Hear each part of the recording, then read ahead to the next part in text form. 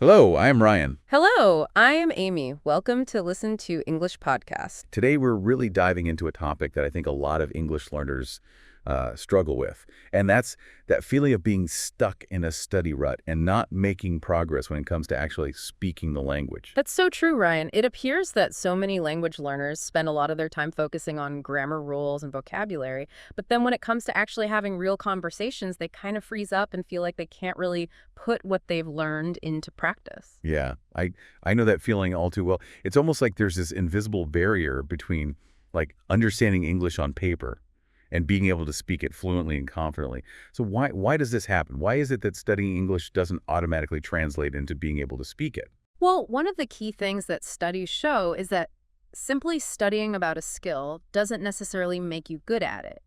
Like you can think about it like reading a book about how to ride a bike.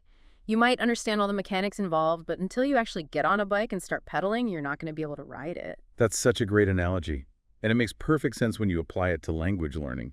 You can memorize all the verb conjugations and vocabulary lists in the world, but if you don't actually practice using the language in real-life situations, you're not going to develop the fluency and confidence you need. Exactly. And another factor that plays a big role in this is fear, the fear of making mistakes. Many learners are just so worried about saying something wrong or sounding silly that they hesitate to speak at all, which prevents them from getting the practice they need to improve. Yeah, that's so relatable. It appears that everyone goes through that stage where they're afraid to make mistakes. But as we all know, mistakes are an essential part of the learning process, right? They absolutely are. Even native English speakers make mistakes from time to time. The important thing is to view mistakes not as failures, but as opportunities to learn and improve. In fact, studies show that making mistakes actually helps us learn more effectively. I love that reframing of mistakes as opportunities. It takes the pressure off, doesn't it? It appears that even a grammatically imperfect phrase like, he go to school, is still understandable in most contexts. Absolutely. The goal of communication is to be understood, not to be grammatically perfect all the time. And the more you practice speaking, the more naturally correct grammar will become. So how do we actually start incorporating more speaking practice into our English learning routines? Especially if we don't have like a teacher or conversation partner readily available. The first suggestion that caught my eye is something that seems a bit unusual at first, talking to yourself out loud. Yes, it might sound strange, but it can be a surprisingly effective technique. When you talk to yourself in English, you create a safe space to practice without the fear of being judged or corrected. You can experiment with different words and phrases, work on your pronunciation, and just get comfortable with the flow of the language. It's like giving yourself a private English lesson, Yeah, right? You can try out different accents, practice different scenarios, and just have fun playing around with the language. exactly. It's a great way to build confidence and fluency without feeling self-conscious. And you can do it anywhere, anytime. I love that. Okay, the next technique mentioned is called shadowing. Now, I have to admit, I'm not familiar with this one. Can you explain what shadowing is and how it can help us improve our spoken English? Sure. Shadowing involves listening to a native English speaker. This could be from a podcast, an audiobook, or even a TV show, and then repeating what you hear as closely as possible, trying to match their intonation, rhythm, and pronunciation. So it's almost like you're trying to become their vocal shadow, mimicking their every word. Exactly. It's a fantastic way to train your ear to pick up the nuances of English pronunciation and to develop a more natural sounding accent.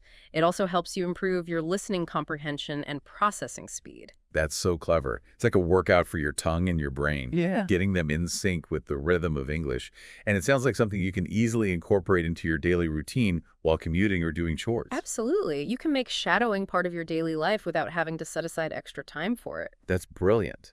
Now, the third tip in the material focuses on something that seems incredibly simple, but incredibly powerful: asking and answering simple questions, even if you're just asking yourself. Yes, this technique is all about building fluency and speed. When you ask yourself a question in English, such as, what did I have for breakfast this morning? Or what am I going to do after this podcast? You force your brain to quickly retrieve information and formulate a response in English without going through the extra step of translating from your native language. It's like training your brain to think directly in English, which is so important for developing natural and effortless speech. I can see how this would be a great way to warm up before a conversation or to practice specific vocabulary or grammar points. Exactly. And you can do it anywhere, anytime. You could ask yourself questions while you're getting ready in the morning, while you're walking to work, or even while you're waiting in line at the grocery store. So we've got talking to ourselves, shadowing native speakers, and asking ourselves questions. These all seem like really practical and accessible ways to get more speaking practice into our daily lives, even if we don't have a conversation partner. They absolutely are. And the great thing is that they can be adapted to fit any learning style and any level of English. I'm already feeling more motivated to start incorporating these techniques into my own English learning routine. It's amazing how something as simple as talking to yourself can actually be so beneficial. It really can. And the more you practice, the more confident and fluent you'll become. Remember, the key is to just start talking.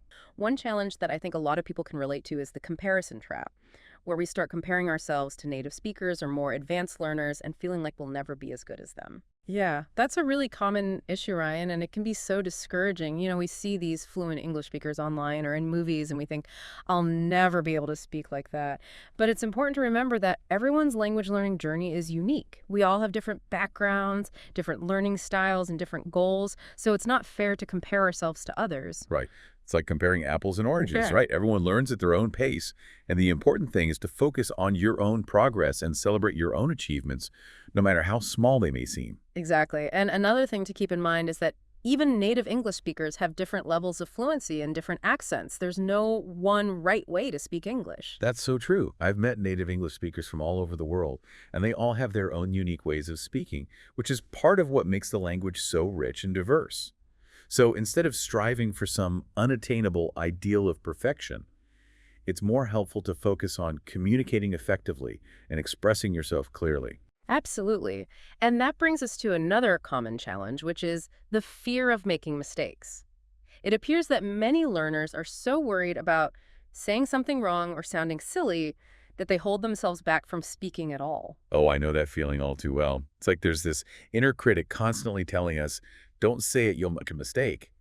But the truth is, mistakes are an essential part of learning any language. In fact, they're often the best way to learn. That's right. Studies show that when we make mistakes, our brains actually form stronger connections, and we're more likely to remember the correct way to say something the next time. So instead of seeing mistakes as failures, we need to embrace them as opportunities for growth. Yeah, it's like a little signpost saying, hey, pay attention here. This is something you need to work on.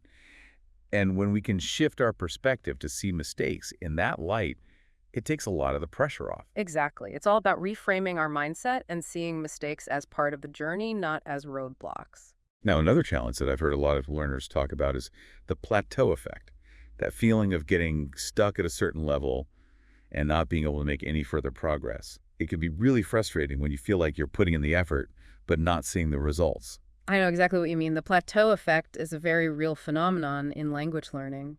It appears that our brains need time to process and consolidate new information, so it's normal to experience periods of slower progress. But that doesn't mean you're not learning or that you'll never improve. So how do we break through those plateaus and get back on track?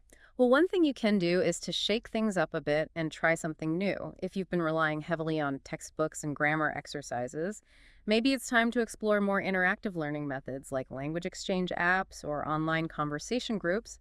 You could also try immersing yourself in English language media like movies, TV shows, or podcasts. I love that idea of mixing things up. It keeps things interesting and it challenges your brain in new ways. It's like cross-training for your English skills. Exactly. And another important tip is to be patient with yourself. Language learning is a marathon, not a sprint. There will be times when you feel like you're making great progress and times when you feel like you're not moving forward at all. But the key is to keep practicing consistently and to stay motivated even when it gets tough. I think consistency is key in any area of life, but especially in language learning. It's those small daily habits that really add up over time. Absolutely. So instead of trying to cram in a marathon study session once a week, try to incorporate English into your daily routine in small, manageable ways. Maybe you listen to an English podcast while you're getting ready in the morning, or you watch a short English language video clip on your lunch break. Even just a few minutes of practice each day can make a big difference. That's a great reminder. It's about making English a part of your life, not just something you study in isolation. Exactly. And another important factor in overcoming these challenges is to find the right support system. Connecting with other English learners, whether online or in person, can be incredibly motivating and encouraging. It helps you realize that you're not alone in this journey and that everyone faces similar struggles. That's so true. There's a real sense of camaraderie in the language learning community, and it's so helpful to be able to share tips, celebrate wins, and offer encouragement to each other. Absolutely. So don't be afraid to reach out and connect with other learners. There are countless online forums, social media groups, and language exchange platforms where you can find like-minded people who are also on their English learning journey. And even if you don't have access to those online communities, you can always start by sharing your goals with friends or family members who might be able to offer support or even practice with you. That's a great idea sometimes. Just having someone to talk to about your progress and your challenges can make all the difference. It appears that there's no one-size-fits-all approach to language learning. What works for one person might not work for another. So it's crucial to experiment and find resources that align with your individual learning style, your interests, and your goals. Absolutely. It's about personalizing the learning experience, making it your own, and not feeling like you have to follow a rigid set of rules or methods. Mm. So what are some of the things that learners can do to create that supportive and engaging learning environment? Well, one of the simplest but most effective things you can do is to surround yourself with English as much as possible. Even if you don't live in an English-speaking country, you can still create an immersive experience by making small changes to your daily routine. Like what kind of changes? Well, for example, you could switch the language settings on your phone and computer to English. That way you're constantly being exposed to the language even when you're not actively studying. That's a great idea. I've also heard of people putting up sticky notes with English words on objects around their house. It's a fun way to make learning more visual and to integrate it into your everyday life. Exactly. And speaking of integrating English into your daily life, don't underestimate the power of media. You can watch movies and TV shows, listen to music and podcasts, read books and articles, all in English. It's a fantastic way to improve your listening comprehension, expand your vocabulary, and get a feel for how the language is actually used in different contexts. Yeah, that's so true. And it doesn't feel like studying, right? You're just enjoying your favorite forms of entertainment while also learning at the same time. Exactly. It's all about finding ways to make learning enjoyable and sustainable, something that you can stick with over the long term. Now, I know from personal experience that one of the biggest challenges for language learners is staying motivated. It's easy to get excited at the beginning, but life gets in the way. You get busy, you get discouraged, and it can be hard to keep going. I hear you, Ryan. It appears that motivation is key, and it's something that we need to actively cultivate. One thing that I found really helpful is to set realistic goals for myself. Don't try to do too much too soon. Start with small, achievable steps and gradually work your way up. I love that advice. It's so important to celebrate those small wins along the way. It keeps you motivated, and it reminds you that you're making progress, even if it doesn't always feel like it. Absolutely. And another thing that can really help is to find a community of like-minded people, whether it's an online forum, a language exchange group, or even just a friend who's also learning English. Having that support system can make a world of difference. It's like having a cheerleading squad for your English journey, people who understand the challenges you're facing and who can offer encouragement and accountability. Exactly. And speaking of accountability, another helpful strategy is to track your progress. Keep a journal. Use a language learning app that tracks your activity, or simply make a note of the things you've accomplished each week. It's a great way to stay motivated and to see how far you've come. I love that idea of tracking progress. It's so satisfying to look back and see how much you've learned and how much you've grown as a language learner. It really is. And finally, don't forget to have fun. Language learning shouldn't feel like a chore. It should be an enjoyable and rewarding experience. I think that's a fantastic note to end on. It's all about finding joy in the journey, embracing the challenges, celebrating the victories, and remembering why you started learning English in the first place. I couldn't agree more. Yeah. So go out there, practice speaking, make mistakes, learn from them, and most importantly, have fun. Thank you so much for joining us today, Amy. It's been a pleasure chatting with you and learning from your expertise. It's been a pleasure being here, Ryan, and I wish all our listeners the best of luck on their English-speaking adventures. Thanks for tuning in to Listen to English Podcast, and we'll see you next time. If you enjoyed this episode, please like and subscribe. It really helps our channel grow and reach more English learners like you. By subscribing, you'll never miss a new episode, and by liking the video, you're letting us know you want more helpful content. Thank you for your support. It means so much to us.